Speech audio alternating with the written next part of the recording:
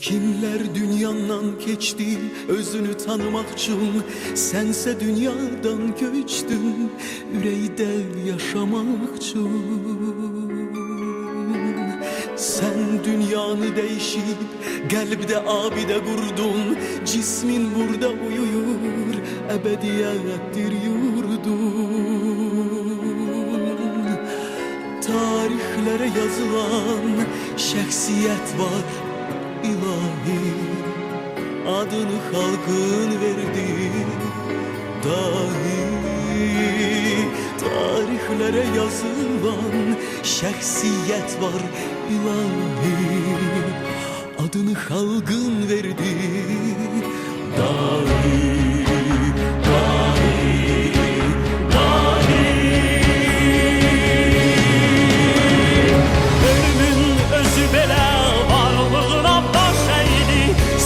Çatmaz zirve sene çatmaz gereği.